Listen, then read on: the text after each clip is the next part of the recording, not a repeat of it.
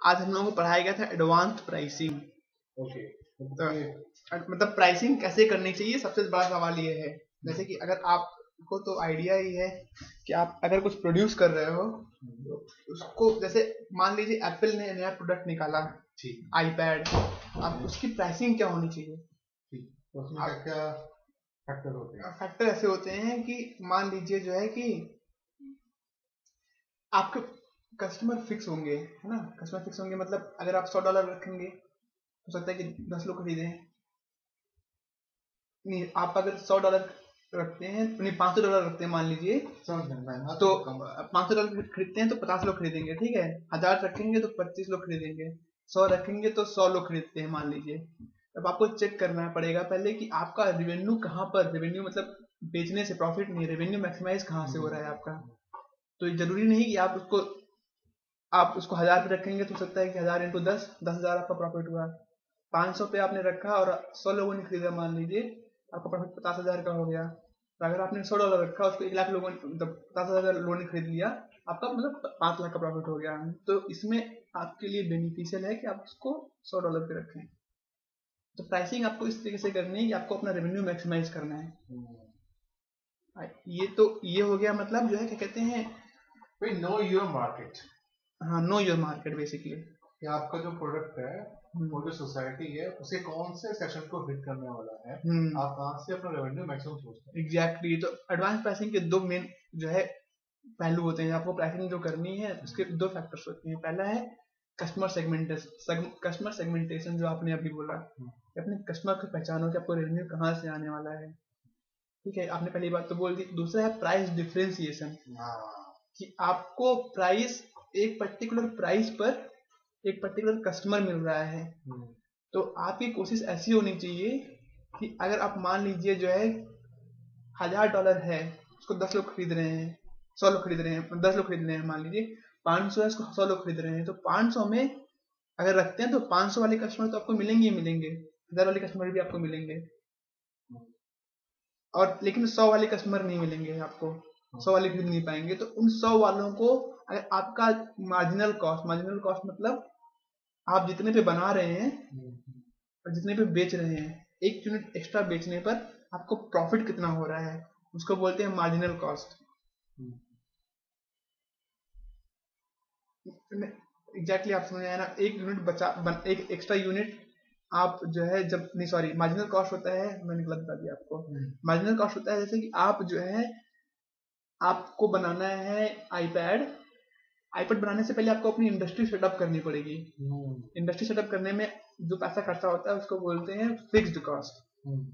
और उसके बाद आईपैड, एक एक्स्ट्रा आईपैड बनाने पर जो पैसा खर्चा होता है उसको बोलते हैं वेरिएबल कॉस्ट। तो एक एक्स्ट्रा आईपैड बनाने पर जो पैसा खर्चा होता है उसको बोलते हैं मार्जिनल कॉस्ट, जब आपका फिक्स कॉस्ट निकल चुका है। तो अब वेरिएबल कॉस्ट होता है जैसे कि वो कॉस्ट जो नंबर ऑफ यूनिट्स पर डिपेंड करता है। जैसे कि 10 एम्प्लॉयज काम कर रहे हैं, और नंबर ऑफ लेबर्स कितने हैं, और मटेरियल्स कितना यूज कर रहे हैं। मैंने केस पढ़ा भी था थोड़ा सा, मैं बाद में जो है बताऊंगा वो केस कहाँ भी चलता है। एग्जैक्टली। तो वेरिएबल कॉस्ट हो गया पूरा। मार्जिनल कॉस्ट हो गया कि आप अगर एक एक्स्ट्रा यूनिट बना रहे हैं उस पर जो पैसा खर्चा होता है वो मार्जिनल कॉस्ट है। तो आप उस यूनिट को, अगर आपको बनाने में $50 खर्चा होता है और आपको $100 देने के लोग तैयार हैं, तो आपको बेचने में फायदा है। लेकिन आपको इस तरीके से बेचना है कि जो बंदा 500 पे खरीदने के लिए तैयार है, हाँ, वो ऐसा ना हो कि ये बंदा इसको 100 पे खरीद करके 500 वाले को बेच दे, या 500 वाला बंदा 100 पे खरीद ले, तो आपका नुकसान हो जाएगा। इसको बोलते हैं प्राइस डिफरेंशिएशन। तो दो बेसिक टेक्निक होती है इसकी, जो आपने पहली बात तो मतलब जो है कस्टमर सेगमेंटेशन, दूसरा प्राइस डिफरेंशिएशन। तो इसको कैलकुलेट करने का एक मतलब बेसिकली फार्मूला होता है, उन लोगों ने आज फार्मूला बताया जो क्लास में, ठीक है। और उसके बाद इन्होंने बताया हमको जैसे कि बहुत सारी कंपनियां हैं जो इस बेसिकली इस बिजनेस मॉडल पर ही टिकी हुई हैं। जैसे कि एक कंपनी है ग्रुपॉन। ग्रुपॉन का नाम आपने सुना है कि नहीं सुना है? ग्रुपॉन एक ऐसी कंपनी है, अब इंडिया में एक कंपनी आई है सबसे सस्ता, सुना है आपने? वो भी नहीं सुना हुआ है। वो सबसे सस्ता जो कंपनी है वो ग्रुपॉन ने इंडिया में जो है अपने वो खोली, पार्टनरशिप की है। अब आपको एक ग्रुपॉन कंपनी जो करती है उसका बिजनेस मॉडल ये है कि वो एक पर्टिकुलर रेस्टोरेंट में जाती है, मान लीजिए उसको आप 10 लोगों का ग्रुप बनाइए, 10 लोगों का ग्रुप बना करके अगर आप उस पर्टिकुलर रेस्टोरेंट पर जाकर के खाते हैं तो आपको डिस्काउंट मिलेगा 30%। उस रेस्टोरेंट को फायदा हो रहा है कि आपको एक साथ नंबर ऑफ कस्टमर मिल जा रहे हैं, और यहाँ पर लोगों को फायदा हो रहा है कि आपको 10% ऑफ मिल जा रहा है, चाहे वो आप कोई भी कंज्यूमर प्रोडक्ट हो सकता है, कुछ भी हो सकता है।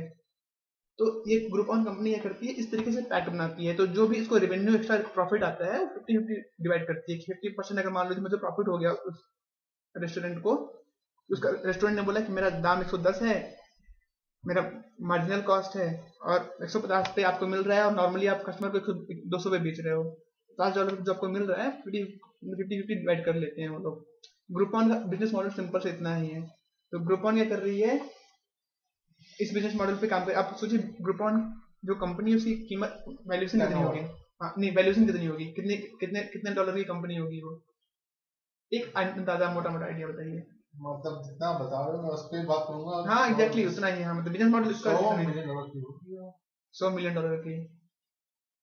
हाँ कितने की है उस कंपनी की और ज्यादा है। आप बताइए, आप बताइए, हाँ आप बताइए, बढ़िया मैं मैं अगर आपको मैं डायरेक्टली बोल दूंगा जो है तो आपको याद नहीं रहेगा, इसलिए मैं बोल रहा हूँ कि आप और बढ़िए थोड़ा सा। अच्छा ओके, $1 मिलियन तो एक ही बात होगी, 100 मिलियन नहीं, हाँ 100 मिलियन हो गया जो है 1000 बिलियन, हाँ नहीं और है, 5 बिलियन और है 100 बिलियन, 12 बिलियन डॉलर की कंपनी है, जबकि मतलब एक समय ऐसा था कि कंपनी $25 बिलियन पे इवेल्युएट हो रही थी, लेकिन उसने अपना रेवेन्यू इन्फ्लेट कर रखा था उस समय जब उसने आईपीओ लॉन्च किया और मार्केट डाउन था, उसका वैल्यूएशन 12 बिलियन। तो एक सिंपल से बिजनेस मॉडल है जो बेसिकली डिस्काउंट, जो पहले काम येलो पेजेस करता था कि जो है आप अपना डिस्काउंट बताइए लेके जाइए, मतलब सिंपल सा काम है, लेकिन उसने उसको ऑनलाइन कर दिया और लोगों को जो है लोकलाइज कर दिया। तो ग्रुपॉन एक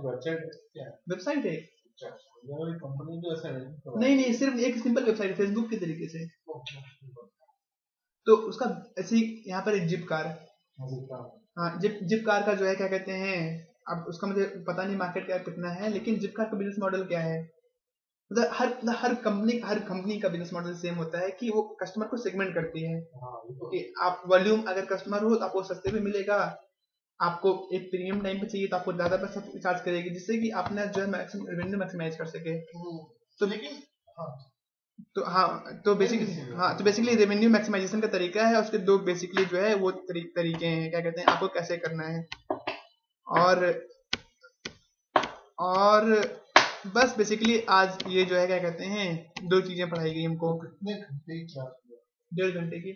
क्या उसके बाद इसमें और थोड़ा डिटेल में है, जो है क्या कहते हैं डिटेल में जो है, हाँ डिटेल में। एनीवेज दूसरी क्लास हमारी हुई जो है स्ट्रेटजी, इंफॉर्मेशन स्ट्रेटजी की क्लास, ये तुम्हारी मैक्रो इकोनॉमिक्स क्लास हो गई। उसके बाद हमारी स्ट्रेटजी की क्लास हुई, स्ट्रेटजी की क्लास में हमको डायपर इंडस्ट्री के बारे में बताया गया। अब डायपर इंडस्ट्री आप सोचिए जो है कितने डॉलर की इंडस्ट्री होगी, डायपर जो बनता है, मतलब सिर्फ यूएस की बात कर रहा हूँ मैं, यूएस में 3 मिलियन मतलब 30 लाख बच्चे होते हैं। नहीं डायपर में वो सब कॉस्ट नहीं पड़ती, डायपर उनको पैसा नजर नहीं आना मतलब। अच्छा हाँ, एक डायपर जो है वो 10 सेंट का बिकता है। 10 सेंट का? हाँ 10 सेंट का बिकता है, और एक दिन में बच्चा 2 डायपर छोड़ते हो, हाँ ठीक है, 2-3 डायपर, 3 का तो ये 90 लाख बच्चे, 3 लाख एक दिन 90 लाख हो गए, 1 करोड़ तो होगा हमारा डायपर्स, 1 करोड़ इंटू 10 सेंट्स लगा लो आप, तो ये आपके हो गए करीबन $10 लाख एक दिन का। 10 लाख डॉलर बोले तो कितना हो गया इंडिया में? $1 मिलियन हो गया। तो it should be around $300 million, हाँ $400 मिलियन।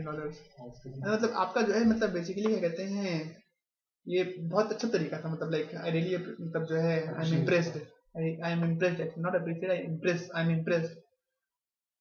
इसमें जो है मतलब बेसिकली लाइक आपका जो है लॉजिक पूरी तरीके से सही था, और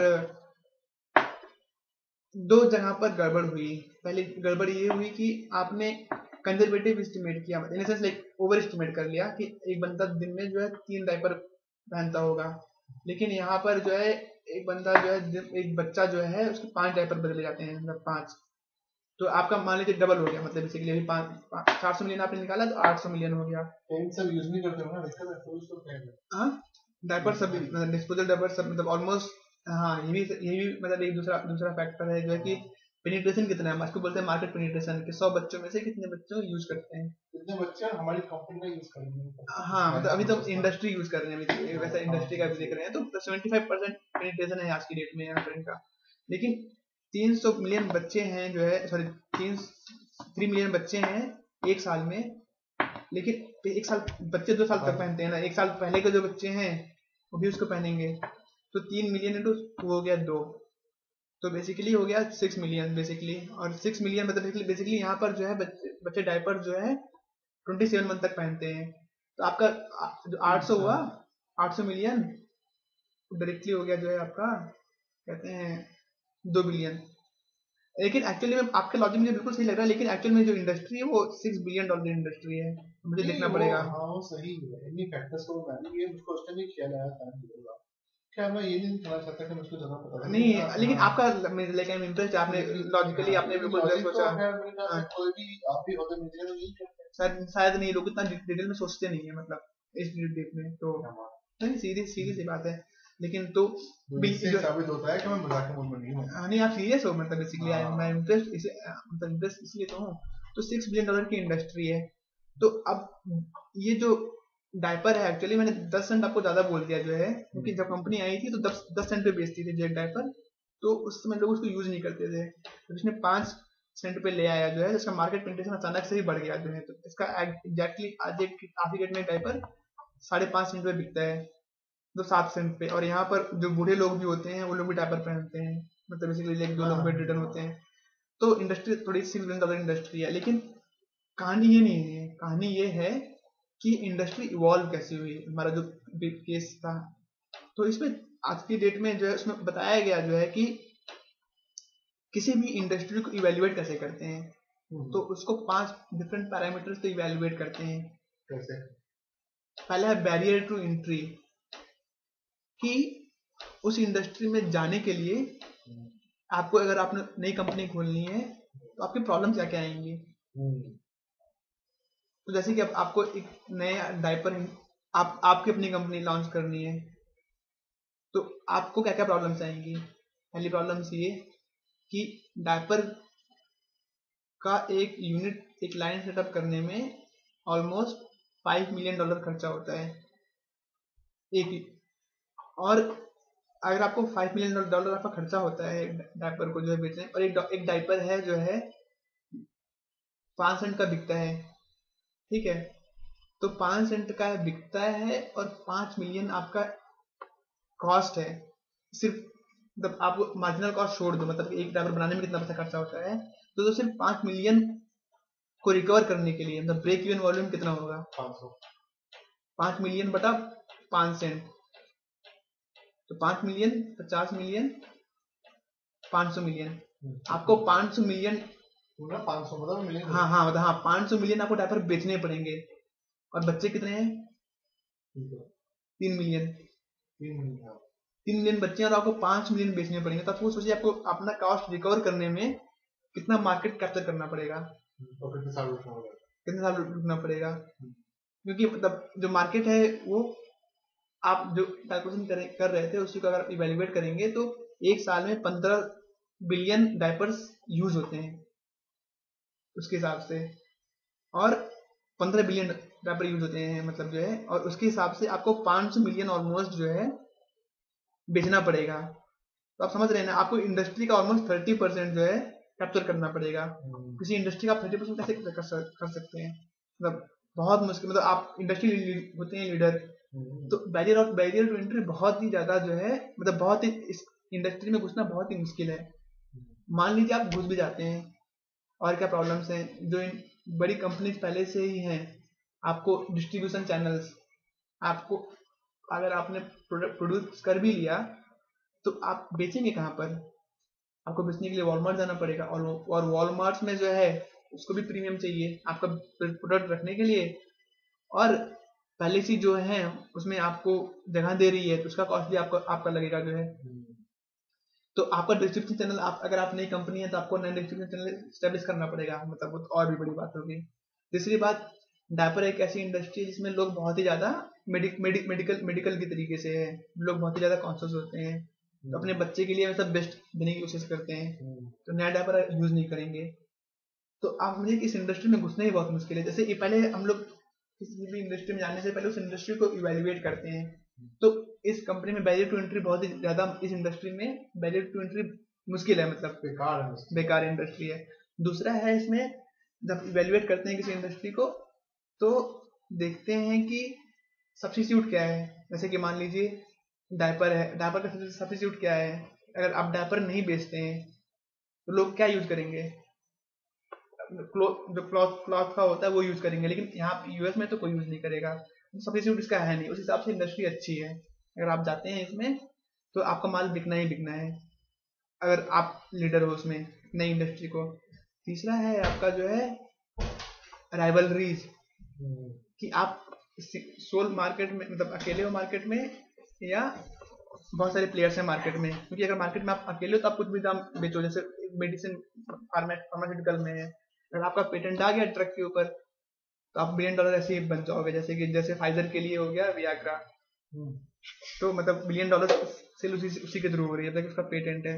ऐसे ही अगर आपके पास, आपने कैसे डायपर बनाया जो है, जो ऐसी मटेरियल यूज करती है और आपने उसके ऊपर पेटेंट ले लिया और मार्केट में हिट हो गया, तब आप मार्केट पेनिट्रेट कर लोगे, मतलब आपका हो जाएगा अच्छा मोनोपोली हो जाएगा। बिल्कुल, मतलब सही वर्ड्स आप यूज करते हो।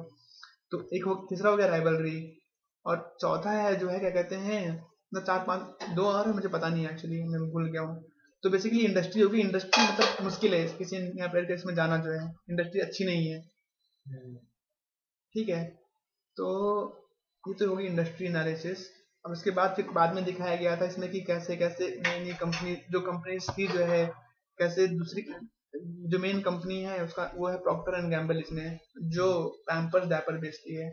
दूसरी किम्बरले जो है, जो बेसिकली हगीज बेचती है। तो यहाँ पर जो दोनों इंडस्ट्री लीडर्स हैं। और इसके अलावा बहुत सारी कंपनीज आई इसमें जो नई नई स्टेब्लिश हुई, लेकिन इतना मार्केट पेनिट्रेट नहीं कर पाई। उन्होंने अपना पैसा लगाया, फिर बाद में उनको इंडस्ट्री छोड़नी पड़ गई। हाँ, क्योंकि उनको उतना मार्केट कैप्चर करना पड़ेगा। तो उन्होंने पूरा बताया कि बाद में क्या हुआ कि पहले एक डायपर का लोग 10-10 सेंट चार्ज करते थे, बाद में प्राइस वॉर स्टार्ट हो गया, मार्जिन बहुत कम हो गया मार्जिन, क्योंकि अब मैं तो 5 सेंट उस हिसाब से बोल रहा था कि वो एक्चुअल में 5 सेंट पे बिकती है, और आपका जो रिकवरी कॉस्ट होगा तो और भी कम होगा बेसिकली, क्योंकि मार्जिनल आपको उससे डिवाइड करना पड़ेगा। तो कुल मिलाकर के मैं ये बोल रहा था कि बस यही बता, मतलब प्राइस वार के ऊपर, मतलब प्राइस वार, मतलब इंडस्ट्री जब बहुत बेकार हो जाती है, जब उसमें लोग प्राइस के ऊपर लड़ाई करने लग जाते हैं। तो बेसिकली केस यही था कुल मिलाकर के आज। अब आप पूछिए। पूछना क्या